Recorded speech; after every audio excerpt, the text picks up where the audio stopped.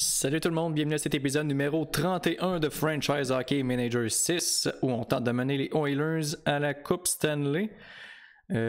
Pour faire un petit résumé de l'épisode 30, on est allé chercher finalement les services de Jay Beagle qui maintenant va jouer sur notre piqué. Et on a également le défenseur C-Mec qui est un défenseur plus défensif.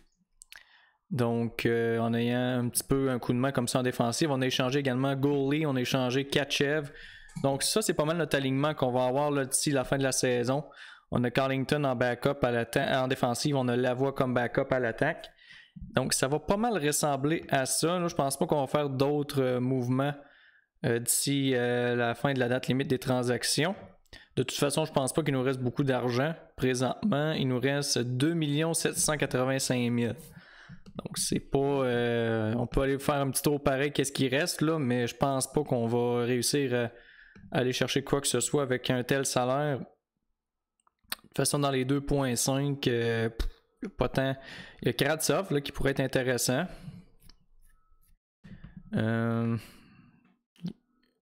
Son contrat, c'est quoi? 925 000, c'est sa dernière année. Donc après ça, il va falloir le re-signer. Donc je pense pas qu'on va aller le chercher. Sinon, Spurgeon, c'est beaucoup trop cher. Van Riemsdyk, Voracek, ça vaut pas la peine. Johansson. De toute façon, quand on regarde notre alignement présentement,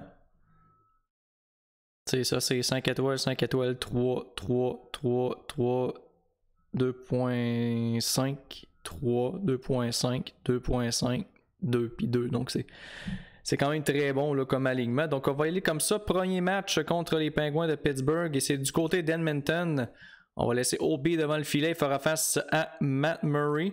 Alors c'est parti pour le premier duel de l'épisode contre les Pingouins de Pittsburgh. On traverse une séquence plus difficile ces temps-ci. Je pense que le dernier épisode, on a perdu 2 matchs sur 3 ou quelque chose du genre. Donc, il faudrait se replacer un petit peu plus si on veut chauffer le derrière de l'Avalanche et obtenir le meilleur spot dans l'Ouest pour faire face à la pire équipe des Wildcards. Et là, on a une pénalité pour Genzel, pour Rudess. Donc, premier avantage numérique du match pour nous. Il ne s'est rien passé malheureusement. Il y a une séquence dans le territoire des Pingouins. Ça se termine là-dessus. Oldby qui a perdu beaucoup de fire et seulement il est maintenant rendu juste à une flamme dans son heat level.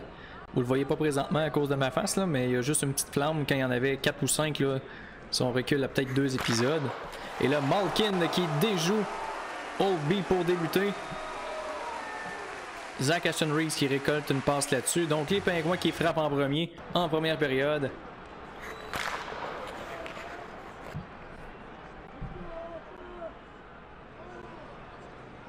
Il y a une autre attaque des Pingouins présentement dans notre zone. Toutefois, ça n'ira pas plus loin. Il reste encore 5 minutes à la première période.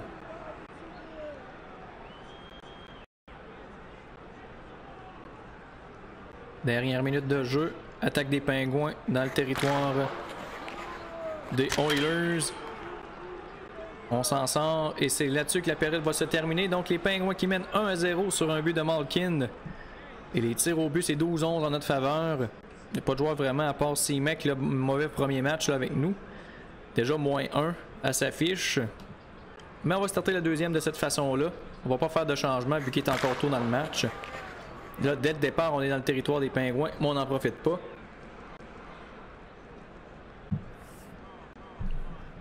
On est rendu à 20 tirs au but. Donc c'est pas qu'on n'essaye pas, c'est que ça ne fonctionne pas. Là, c'est au tour des Pingouins de s'installer dans notre zone. Mais l'attaque n'ira pas plus loin. Toutefois, il récupère à nouveau la rondelle. Et Joseph qui marque. Pierre-Olivier Joseph. 2-0 les Pingouins. Donc, ça ne s'améliore pas pour nous dans ce match-là.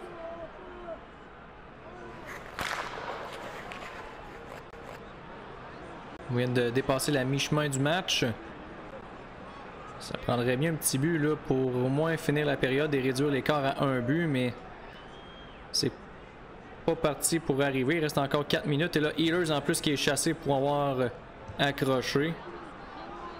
Toutefois, Poulain qui est ensuite chassé pour avoir fait trébucher. Donc on joue à 4 contre 4. On est dans le territoire des Pingouins, mais rien ne se passe malheureusement. Dernière minute de jeu. Et Faxa ensuite qui est chassé pour avoir retardé le match. Donc après 40 minutes de jeu, c'est 2-0 les Pingouins. On mène 30-20 au niveau des tirs, mais visiblement le Murray ne veut pas céder. On va attaquer un peu plus quand même. Parce que là on tire de l'arrière par 2 buts. McLeod c'est pas fameux. C-Mec non plus. En fait le quatrième trio là c'est horrible. Si bien qu'on va couper du temps de jeu à la troisième paire.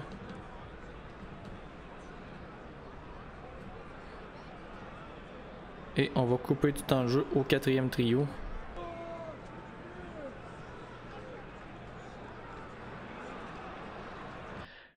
Donc, troisième période qui est en marche. On avait un désavantage numérique et le Piqué qui ne fait pas le travail. Pajot qui marque sur des passes de Yann Drozg et de Pierre-Olivier Joseph. Donc 3-0 pour les Pingouins. Vraiment pas un match là, pour nous présentement.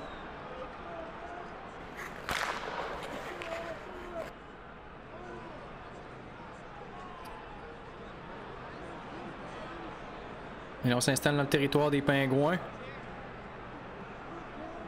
Est-ce qu'on peut réussir à déjouer Murray? Longue séquence dans la zone des Pingouins. Mais rien ne se passe vraiment. Et non, on ne réussira pas à déjouer le gardien. Et là, c'est Yamamoto qui est chassé pour avoir donné du genou. Donc on est très indiscipliné dans ce match-là. Et Bouchard qui en ajoute pour bâton élevé. Donc c'est vraiment pas notre match.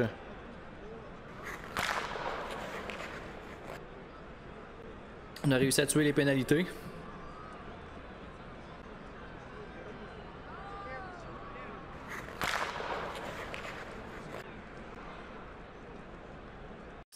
On a dépassé la mi-chemin de la troisième. On n'a toujours pas déjoué Murray. Et là, c'est Malkin qui est chassé pour conduite antisportive. On a 2 minutes d'avantage numérique. Ça serait le temps de au moins là, sauver l'honneur et déjouer Murray au moins une fois.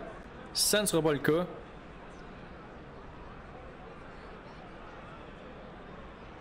On est dans le territoire des Pingouins présentement. Mais, encore une fois, rien ne se passe. Il reste 3 minutes au match. Murray qui est en route vers son blanchissage. Dernière minute de jeu. Et le match qui se termine de cette façon. Donc, défaite de 3-0 des Oilers. Jeu blanc pour Matt Murray. Donc, mauvais match dans le corps là, pour nous. Ben, je dis mauvais match. On a quand même tiré plusieurs fois, mais ça n'a juste pas rentré. Là, l'Avalanche qui ont 3 matchs en main sur nous. Ils ont 1 point de plus que nous. Il y a les Preds là, qui s'en viennent également. Mais ça, les Preds, on s'en fout un peu plus parce que c'est vraiment notre course avec l'Avalanche pour essayer de pogner la pire équipe des Wildcards. Parce que les Preds, s'ils restent deuxième, ils vont jouer contre la troisième équipe. Donc ça ne change pas tant grand-chose. Ils peuvent avoir autant de points qu'ils veulent. Là. Shaw a été claimé dans les waivers par qui? Par les Bruins, c'est de Boston. D'accord. Donc on va simuler jusqu'au prochain match. Si mec un peu déçu, je pensais qu'il allait nous offrir un meilleur match que ça. Je regrette quasiment d'avoir échangé goalie. C'est parce que si mec était censé être plus défensif. Dès le départ, il est -1.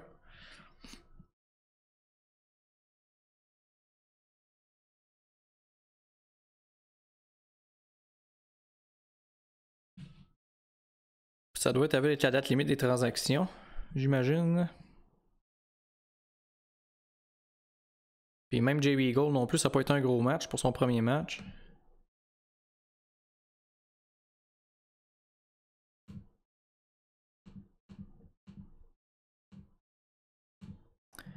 Ok, la date limite des transactions, on l'a ici. C'est le 24 février. Ok. Fait qu'il nous reste encore 5 jours avant la date limite. On va rejeter un coup d'œil sur notre alignement d'un coup.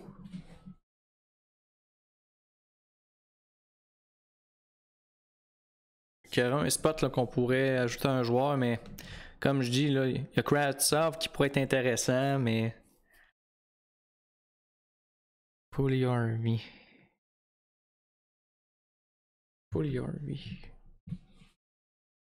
Si on regarde Puljujarvi vite, son potentiel c'est de 3.5. Là, il était à 2.5. Connaît une saison correcte, 13 buts, 19 passes. Mais c'est un joueur qui est déjà établi. Puis je mettrais pas Kravtsov ça à 4, ça me donne rien. Non, c'est pas schedule que je voulais faire. Transaction. Trading block. Ce qui m'a fourré un peu, là, c'est vraiment Colin Miller. Oh, attends, là, il y a plus de joueurs sur le trading block, là, présentement. Oh! Ok, là, ils ont acheté vraiment beaucoup de joueurs sur le trading block. Ok, donc on va prendre le temps de jeter un œil là-dessus. Qu'est-ce qu'on aurait de besoin? Je pense que notre priorité, c'est un défenseur. J'ai Darren Dietz ici à 2.5. Il connaît une très bonne saison, mais c'est parce qu'encore une fois, c'est un défenseur offensif. C'est un défenseur défensif que ça me prendrait. Puis le candidat, il est juste ici, là, mais il est blessé malheureusement. Puis ça s'arrête pas mal là dans les 2.5. Sinon, si on regarde, y aurait-tu un allié gauche défensif? Nick Shore. Il y a 13 seulement de défensif. Wenson, il y a 12. Vetrano. 13. Radulov. Hey, Colby Cave. 13. Eric Stahl serait. Non. Noel Acari. Acari, ça pourrait être bon. Ça pourrait être bon parce que. En plus, il peut jouer au centre. Il y a 14 de défensive. Par exemple, son contrat se termine à la fin de la saison en plus. Son salaire est fit. Mais c'est vraiment un joueur de centre. Donc si je regarde McLeod, il joue vraiment juste au centre lui aussi. Ok. Fait que McLeod, je peux pas le bumper ailleurs. Je peux le mettre dans mes healthy scratch. Beagle, lui, il joue bien au centre puis à droite. Ok. On va retourner voir.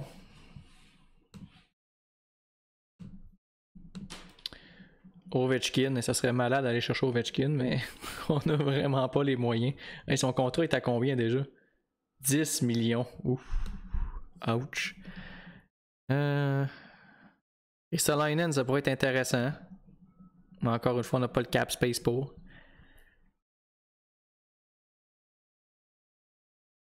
On n'a pas vraiment de joueurs qu'on peut échanger avec un gros contrat. Mais Klingberg, mais tu sais, Klingberg, je veux le garder. Là. Il fait la job. Vucinovic. Ça et tout, c'est intéressant. Zach Sanford. Ça aussi, c'est ben, Sanford, il gagne. Ouh! 3 étoiles. C'est un two-way forward. Ça pourrait être intéressant, ça. Sauf qu'encore une fois, est-ce que je veux vraiment. Non, je pense qu'on va laisser ça comme ça. Parce que.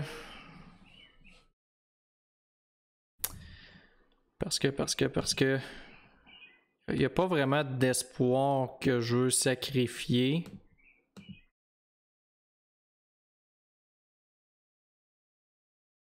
C'est lui, il s'en vient peut-être l'année prochaine. 2.5 étoiles. C'est mon first pick. À moins que j'échange mon first pick. Qui est juste à 0.5 étoiles présentement. Il connaît une saison de bouette à Bakersfield. Mais c'est sûr qu'il est 0.5 étoiles. Sinon, dans les espoirs. Il y a lui que je pourrais échanger à la limite. Matej Blumel.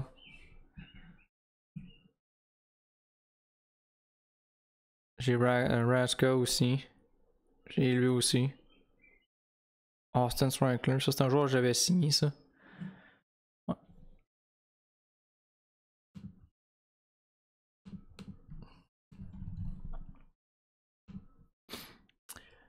Fait que ça, admettons.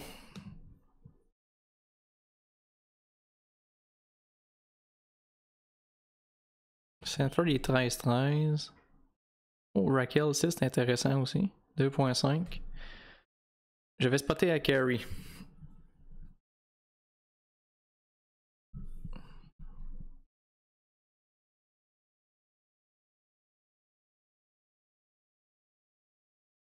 On va s'essayer pour Carey. Son contrat finit à la fin de la saison, fait qu'on n'aura pas de problème, on le laisse aller après.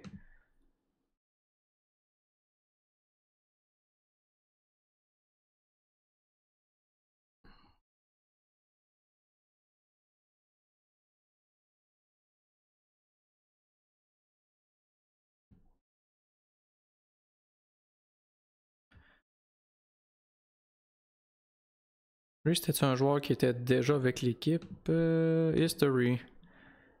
Il est repêché en 2019.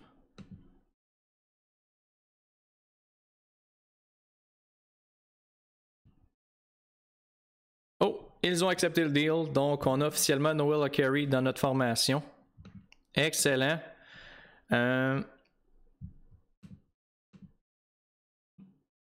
Fait que c'est McLeod qui va probablement être copé. Replace with.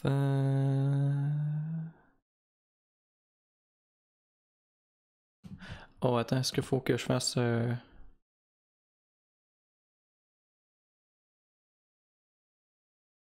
Ok. Lines. Ok, Carey est là. Fait qu'on va mettre McLeod. Replace with. Carey. Grinder. Ouais, attends pas, on va checker les ratings pour voir quel rôle lui irait le mieux. Grinder. Aggressive for checker. Checking size, heading 17. Checking 13, 15, 13. Ok, sinon Grinder c'est Prairie 13 screening. Ouais, c'est pas tant à ta tasse de thé. Back checking forward. Positioning 15, checking size. Ouais, ça c'est pas super. Shadow, non. Power forward, checking. Non, ok. Up and down winger. Non, parce que je vais le mettre au centre. Je pense que ça va ressembler à Aggressive for Checker. Pour Curry.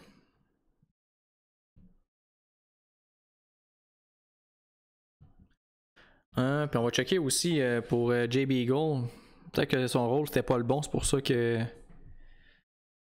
Ratings. Ouais, ok, non, c'est vraiment Grinder.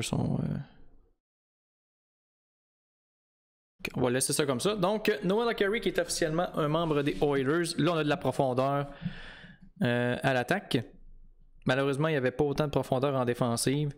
On va remplacer C-Mec par Carlington, parce que C-Mec, ça n'a pas été fameux son premier match. Puis Carlington connaît relativement de bonne saison. Quand même une cote là, de. Bon, en fait, il a la même cote que C-Mec. Mais il me semble qu'il y avait quand même des bonnes cotes normalement. Bon, Holtz, on va le mettre ici pour les shootouts. Bon, fait que le penalty kill. Nugent Hopkins, nope. Ça va être Ackery. Oh, pas Yamamoto. Ackery. Bon, fait qu'on a quand même deux bonnes unités pour le Piqué. C'est sûr que pour Yarvi, c'est pas tant sa place. Mais je pense que c'était lui qui avait le plus de défense dans son jeu. 12, non, pas vraiment. Healers, il y a 13. Je pourrais mettre Healers en Piqué. Bellows a 12. Nugent Hopkins a 13. Sinon, si je regarde mes autres joueurs, Tatar 12, non. McDavid 12, non. Nugent Hopkins. Il y aurait Nugent Hopkins ou Healers que je pourrais mettre en Piqué.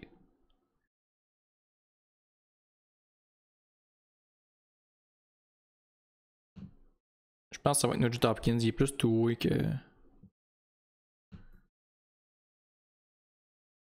Et voilà. Donc, on va être prêt pour le prochain match. Oh, un duel contre Austin Matthews. Et les Maple Leafs, un match encore une fois du côté d'Edmonton. L'Avalanche qui sont rendus à 88 points avec 2 matchs en main sur nous.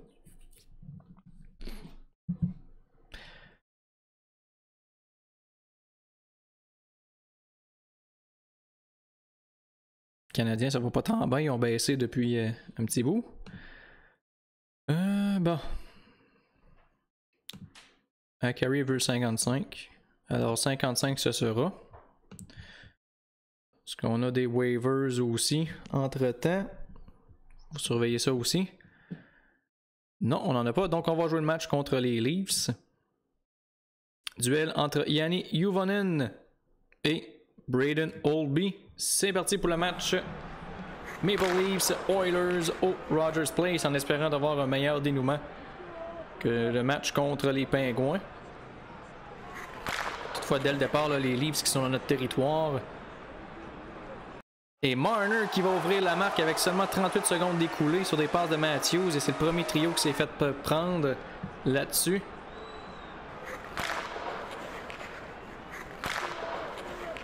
Là, on attaque là, du côté des Oilers et Ehlers qui va créer l'égalité. Enfin, un premier but dans cet épisode.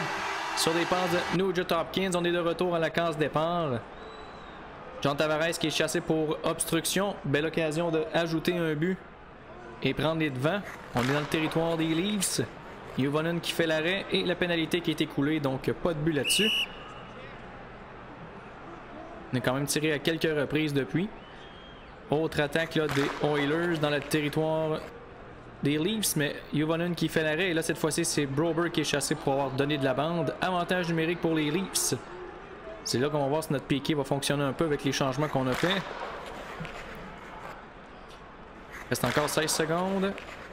La pénalité, est-ce qu'on a réussi à l'écouler? Oui, on a réussi à l'écouler, donc mission accomplie pour notre piqué.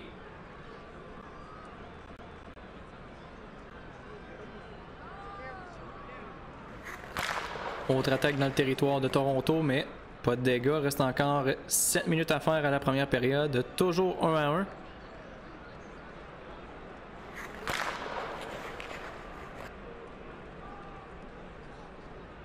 Juvonen qui connaît une bonne séquence. Il est rendu à 4 flammes dans son heat level. Dans les Leafs qui voulaient s'amener dans notre territoire. C'est finalement dirigé dans le territoire ennemi. La rondelle qui revient dans notre zone toutefois. Mais pas de dégâts là-dessus. Autre attaque des Leafs. Encore une fois, rien ne se passe. Ils sont quand même tenaces, là, les Leafs. Attaquent à plusieurs reprises. Dernière minute de jeu, ou presque à la première. Et là, Tatar qui est chassé. Autre défi pour notre piqué. Et Faksa qui vient de se blesser malheureusement. Et là-dessus, le première période qui s'est terminée. 1-1 la marque, 9-8 les tirs pour les Leafs. Et là, il va falloir surveiller Faksa. C'est un gros élément là, en défensive qui vient de quitter. Là, c'est Liljegren qui est chassé pour obstruction. On va bénéficier d'un avantage numérique. Il reste encore 18 secondes à la pénalité. Et la pénalité qui est écoulée, donc on a failli à la tâche là-dessus.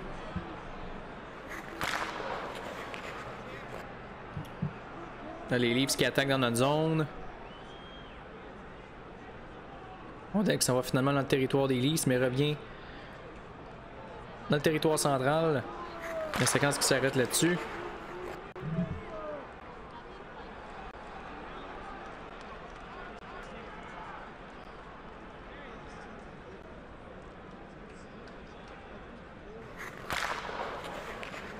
On arrive à la mi-chemin du match. Pas beaucoup de buts. Et là, les Leafs qui attaquent dans notre zone. Et Vatanen qui va marquer finalement sur des pentes de Jan Mysak. Donc, les Leafs qui prennent les devants dans ce match-là.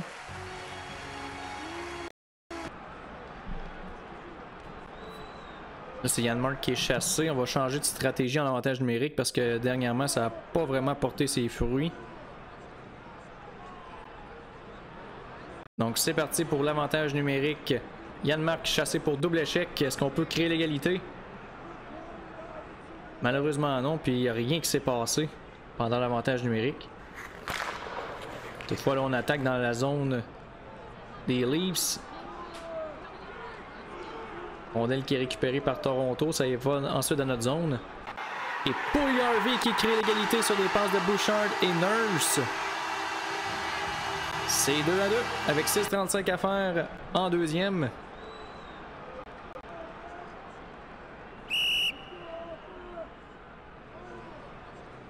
Attaque dans le territoire des Leafs, mais Juvonen qui fait l'arrêt.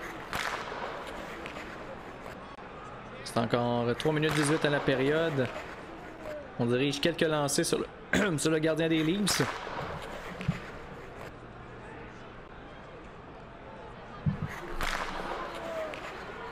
Toutefois, là, le gardien qui résiste du côté des Leafs. Il reste encore 8 secondes.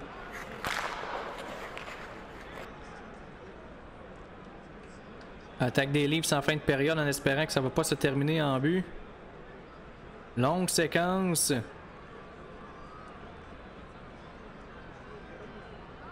Et on s'en sort donc après 40 minutes de jeu. C'est l'égalité 2-2. 23-21 les tirs en faveur des Oilers.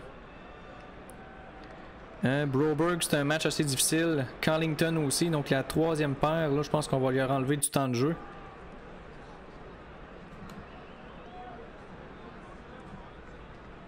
Parce que ça va pas du tout.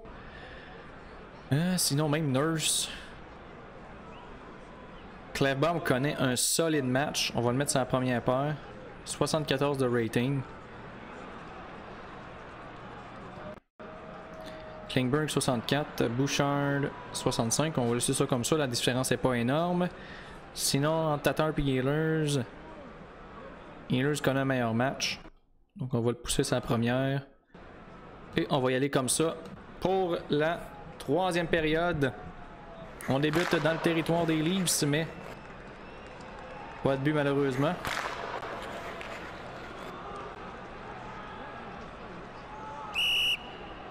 Juvonen qui fait un autre arrêt.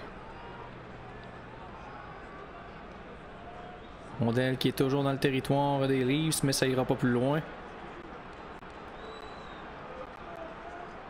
Autour de Toronto d'attaquer dans notre zone.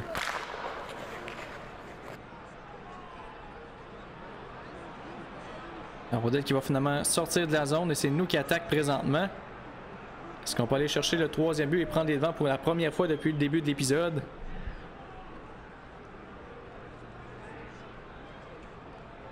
Rondelle qui est toujours dans la zone ennemie, mais Juvonen qui demeure solide. Là, c'est Toronto qui sont dans notre territoire. On n'ira pas plus loin. Autre attaque des visiteurs et cette fois-ci, on fait mouche et c'est Kapanen qui marque sur les passes de Liljegren et Johansson.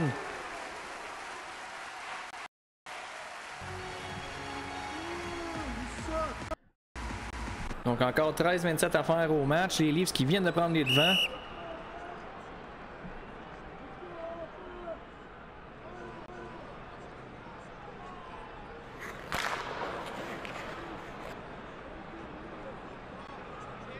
Vatanen qui est chassé pour bâton élevé. On va rechanger les tactiques parce que la dernière fois ça avait rien fait. On va mettre un swing avec spread. Et on va se croiser les droits. Avantage numérique. Mais Matthews qui marque en piqué sur des passes de Dermott, ça va faire mal. Ça, c'est un but qui va faire mal. Et en plus, on n'en profite même pas de notre avantage numérique.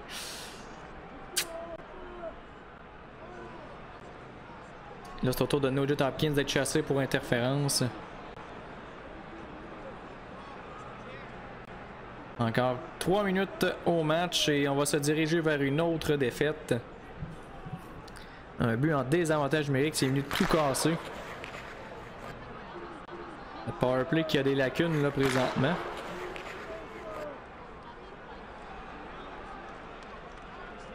Et Holtz qui va réduire l'écart à un but avec une 17 à faire au match sur des passes de Tatar et McDavid.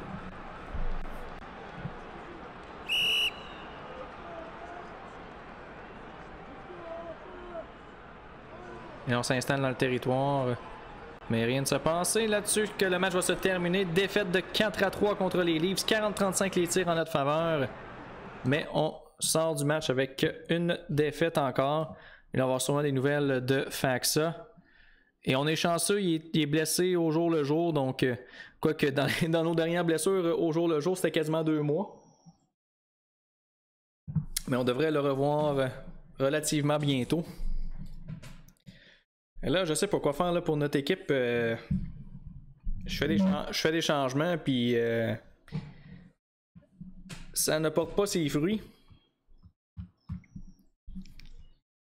Le prochain match qui est contre le Canadien, qui est une équipe de bas de classement. Donc, en principe, il faudrait aller chercher ce match-là, mais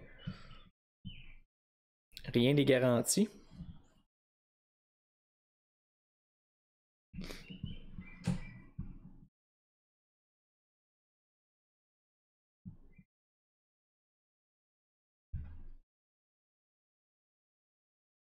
On a toujours 2 matchs de jouer de plus que l'Avalanche présentement. McKinnon là, qui frappe à la porte des 100 points. McDavid lui en manque 5 aussi. Draisaitl lui en manque 11. Techniquement, il nous reste 20 matchs à jouer. On devrait avoir 2 marqueurs de 100 points encore une fois cette saison. Contre le Canadien, je pense que je vais mettre Sorokin pour ce match-là. Donner un petit break à Holtby.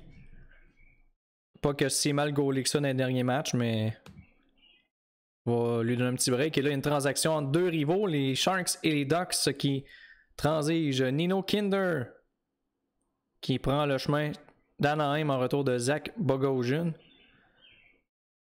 Donc, transaction entre les 2 équipes californiennes. On va mettre Sorokin ici.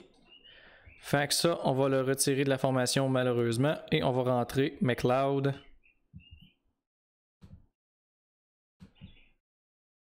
McLeod, c'est un peu décevant. C'est sûr que je ne l'ai pas vraiment bien utilisé non plus, mais au début de la série, quand on a commencé à faire cette série-là, il y avait, je pense, 4.5 ou 5 étoiles, puis là, son potentiel est juste de 3. Donc, c'est pas développé vraiment comme on l'aurait souhaité, mais en même temps, j'y ai pas donné de chance non plus. Parce que j'avais une certaine congestion au centre là, depuis le début. On va juste réajuster notre piqué. Penalty kill. Un carry. Puis Nugent Hopkins. Bon, fait qu'on serait prêt. Oh, on a 2 matchs en 2 soirs. Donc, on va. C'est encore plus justifié de mettre Sorokin devant le filet contre le Canadien qui est en visite du côté d'Edmonton. C'est Carey Price qui va faire face à Sorokin. Max Domi qui a 58 points en 61 matchs, moins 2. McDavid 95 points en 60 matchs, plus 19. Donc, c'est parti du côté d'Edmonton. Est-ce qu'on peut battre le Canadien, s'il vous plaît? Une équipe de bas de classement. Price qui fait déjà 3 arrêts en ce début de match. C'est ça le problème, c'est que là on joue contre Price, donc il peut aussi bien nous voler la game. Le Donalders qui est chassé pour Rudess, avantage numérique pour le Canadien.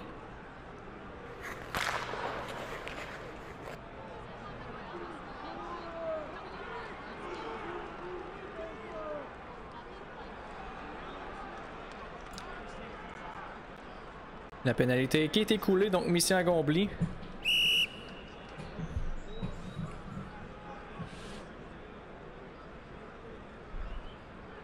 Rondelle toutefois qui est toujours dans notre zone présentement.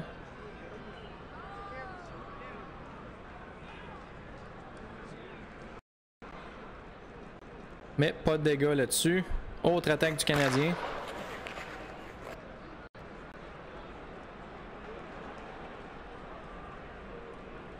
Finalement, la rondelle qui sort du territoire, on s'en sort là-dessus. Là, c'est à notre tour de s'amener dans le territoire du CH, mais on ne réussit pas à marquer nous non plus.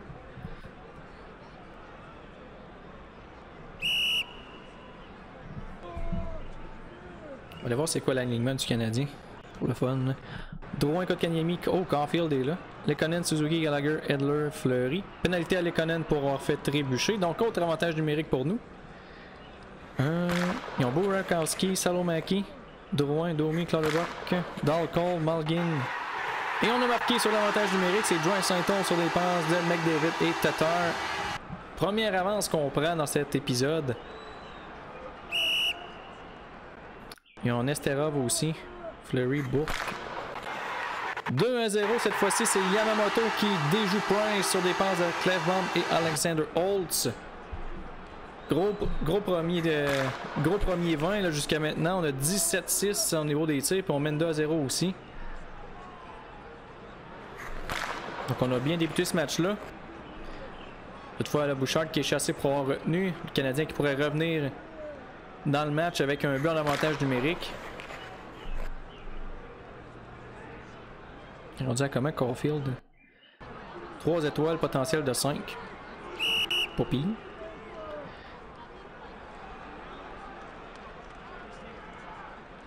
Un modèle qui quitte finalement le territoire. Reste encore 34 secondes à la pénalité. 1-27 à la première période. Et la période qui se termine là-dessus. Donc on mène 2-0 grâce à des buts de Draisaitl et Yamamoto. Les tirs, c'est 17-10 en notre faveur, donc on ne fera pas de changement là-dessus. On va laisser ça comme ça, en souhaitant que Sorokin va continuer à faire les arrêts. Ou que notre offensive continue à marquer des buts pour garder nos avances.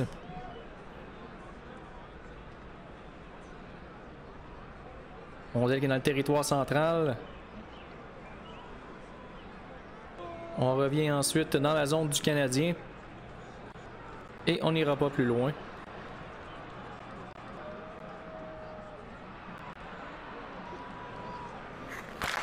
Et Bouchard qui en ajoute 3-0 sur des passes de Draisaitl.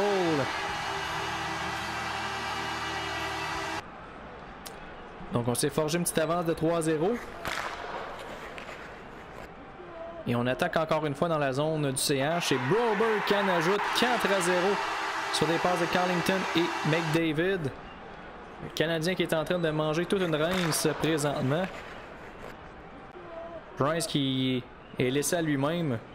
Quand même réel ce jeu-là, pareil.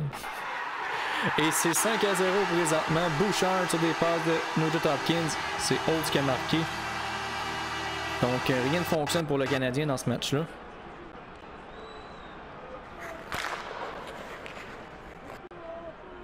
En principe, on devrait gagner ce match-là. Je peux pas croire.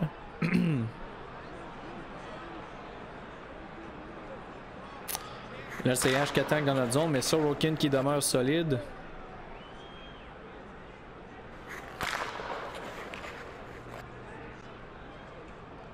Le autre attaque de notre part.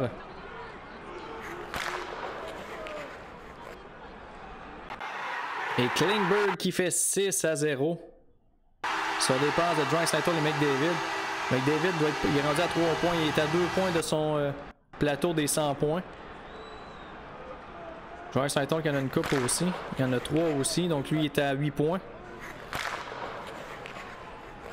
Et là, Caulfield qui finalement inscrit le Canadien au tableau indicateur sur des passes de Weber et Mété.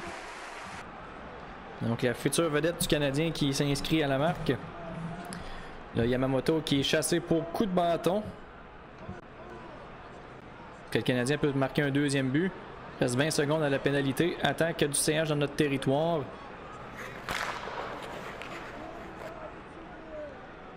Et non. Pénalité qui est écoulée. Et la deuxième aussi. Donc après 40 minutes de jeu, c'est 6-1 pour nous. 36-20 les tirs au but.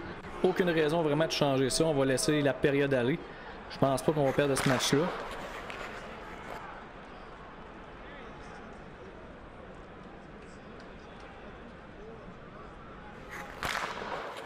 Le Caulfield qui en ajoute un deuxième sur des passes de Jesperi Kotkaniemi et de Nikita Nesterov. Donc 6-2.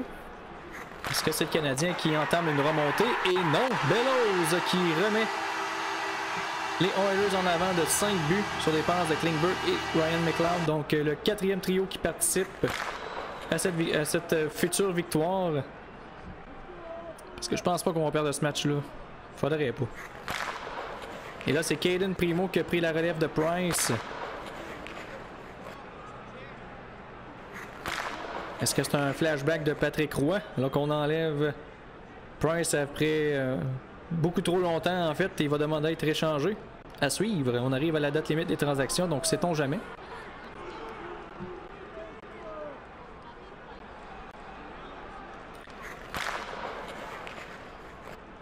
D'ailleurs, c'est Primo qui a accordé le dernier but.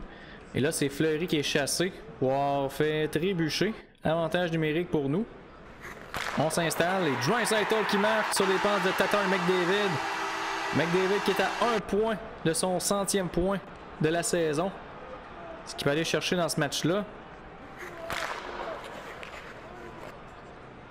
Là, c'est au tour de CH d'attaquer, mais la rondelle qui quitte le territoire. On est de retour dans la zone du CH. Primo qui fait l'arrêt. Et Ehlers toutefois qui va le déjouer. 9-2 sur des passes de Nugent Hopkins et de Klingberg. Donc les joueurs des Oilers qui en profitent pour engraisser leur fiche personnelle.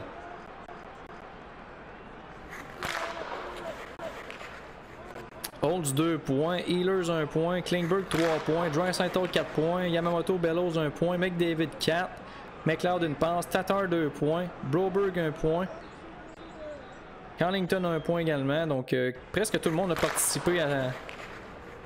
Il y a Carey puis Paul Harvey qui sont blanchis présentement. Beagle aussi. Nurse aussi. C'est pas mal les seuls joueurs là, qui sont blanchis présentement. Et là, c'est la dernière séquence du match. 61 tirs au but. Aïe aïe, les gardiens de CH là, vont en avoir eu pour leur argent dans ce match-là. 61 tirs au but. Ouf. Ça en fait du caoutchouc, ça. Donc, victoire officielle de 9-2. On les avait battus également 4-2 du côté de Montréal plus tôt dans le mois. Donc, on a gagné les 2 matchs contre le CH cette saison-ci. 61 tirs. On va disputer l'autre match contre les Kings et ensuite, ça va être la fin de l'épisode.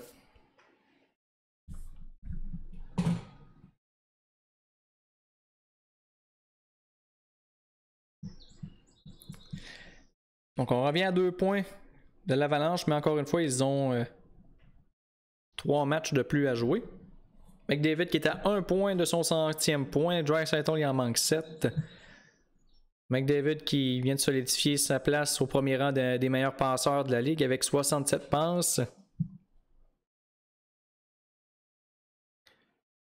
La Slovaquie qui a remporté les Jeux Olympiques. Eh bien, ils ont remporté ça contre la République tchèque, quoique c'est vrai que les joueurs de la NHL sont pas là. Donc ça peut être plausible. Justin Brown qui est le meilleur défenseur du tournoi.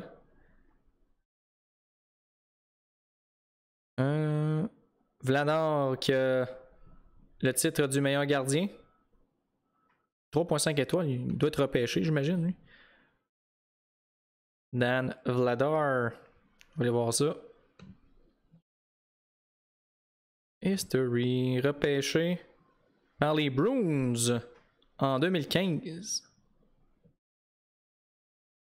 Donc un produit des Bruins. MVP c'est Thomas Jurko, quand même. Un ancien des Oilers. Donc pour le deuxième match, évidemment on va remettre Holtby devant le filet. Même si Sorokin a bien fait, vu que c'est un 2-2. Il y a des joueurs qui sont brûlés raides. Akari. Il y a Faxa qui n'est pas encore prêt. Akari est à...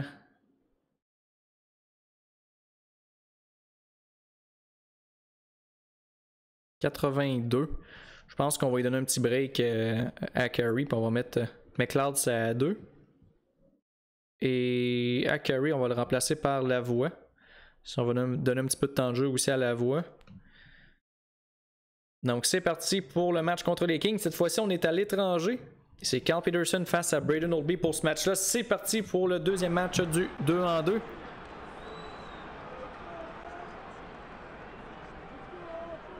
Pas beaucoup d'action en début de match. Là, finalement, les Kings qui vont attaquer. Mais on n'ira pas plus loin. Peterson qui est en feu, là, 5 flammes dans son heat level. Donc il va falloir surveiller ça. Est-ce que ça va être le début de sa chute ou si on va subir une défaite par blanchissage en raison des performances de Peterson?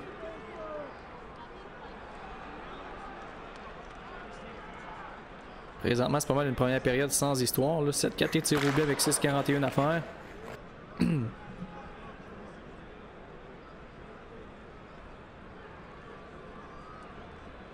Rondelle qui est toujours dans le territoire des Kings. Finalement, il s'amène dans notre zone, mais on la récupère aussitôt et la rondelle qui quitte le territoire. Mais les Kings qui la ramènent encore, donc un petit peu une partie de ping-pong là-dessus. On n'est pas en mesure de se rendre jusqu'à l'autre bout et là, finalement, toute cette séquence-là pour absolument rien.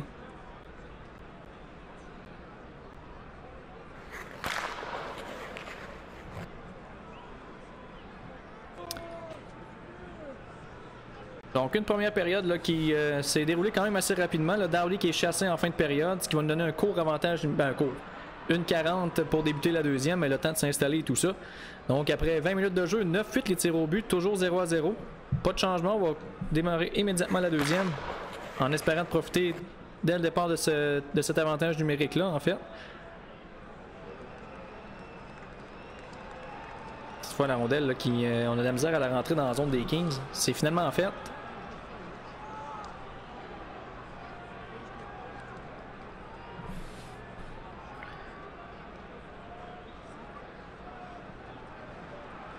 Et finalement, rien ne s'est produit. Il reste encore une minute. Et la pénalité qui... Oh, Kaliyev qui est blessé là, du côté des Kings. Donc, blessure majeure. Là.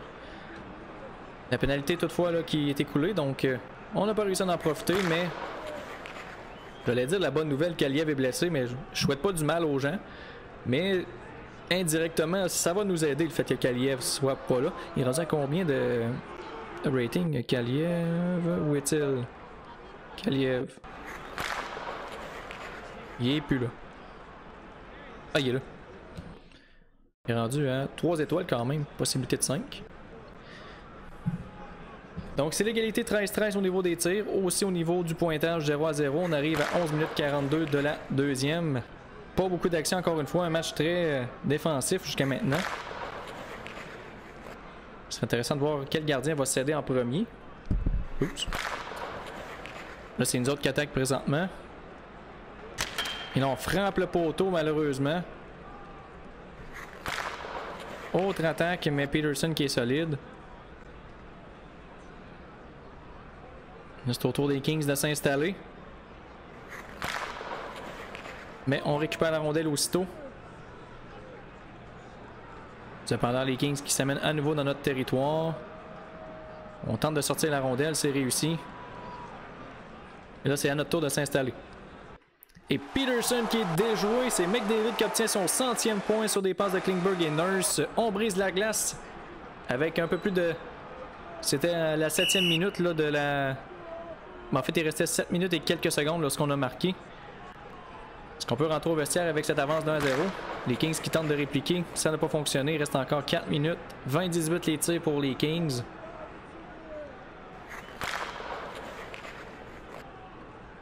La autre attaque de LA.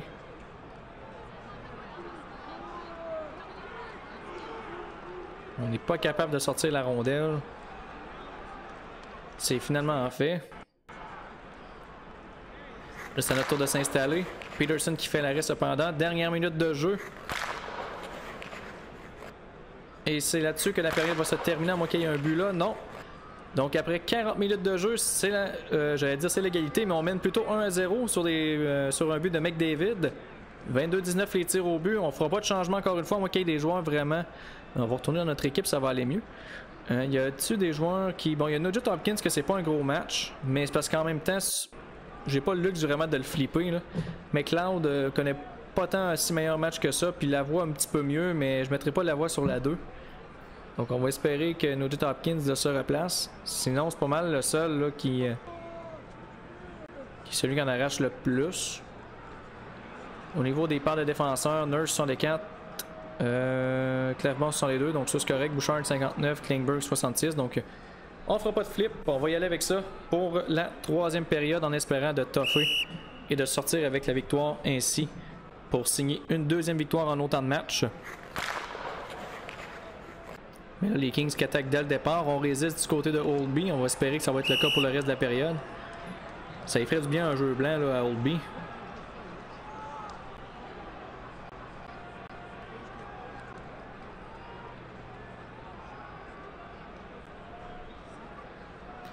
On s'installe à nouveau dans la zone des Kings, mais Peterson qui fait l'arrêt autour des Kings de s'amener en territoire offensif et Killclag qui crée l'égalité sur des passes de Turcotte et de Dadonov. Donc malheureusement, pas de jeu blanc pour Oldby et on est de retour à la case départ. Là, dès la relance, là, on attaque du côté des Oilers.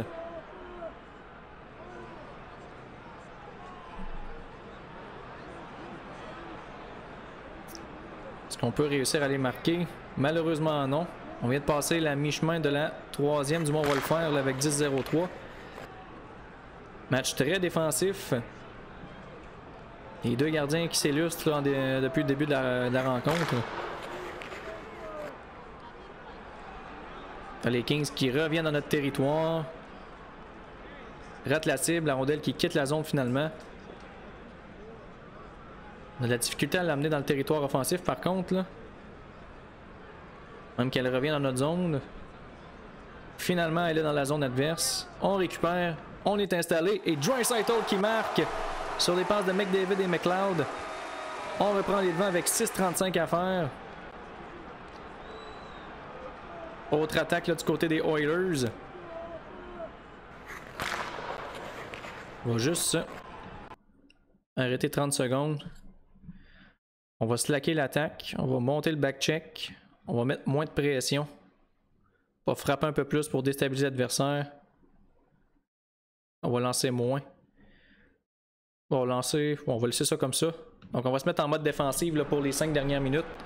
En espérant là, de protéger cette avance d'un but là. Et là, Carlington qui est chassé cependant pour avoir accroché. Ça tombe à un bien mauvais moment. Les Kings qui profitent d'un avantage numérique pourraient égaliser la marque en fin de match. Et ainsi forcer la prolongation. On vient de frapper le poteau. Mais le Piqué qui fait le travail, il reste encore 27 secondes. Et McDavid qui met la touche finale dans un filet désert sur des passes de Bellows. Victoire des Oilers. Reste à voir si ça va être 3-1 ou 3-2. Ça va être 3-1. Donc, deuxième victoire consécutive. Ça va faire du bien. Parce qu'on était sur une séquence plus difficile. Donc, dans notre 2-2, victoire de 9-2 et une autre de 3-1. On a marqué 12 buts contre 3 accordés.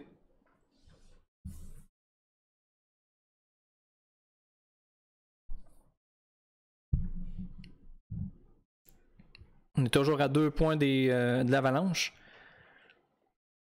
Et là, McDavid qui a passé officiellement premier au niveau des compteurs de la Ligue avec 102, des pointeurs plutôt. Draisaitl était au deuxième rang pour les buteurs. Sorokin est de retour parmi les gardiens qui ont les meilleures moyennes de buts allouées. Et là, on est présentement au trade deadline.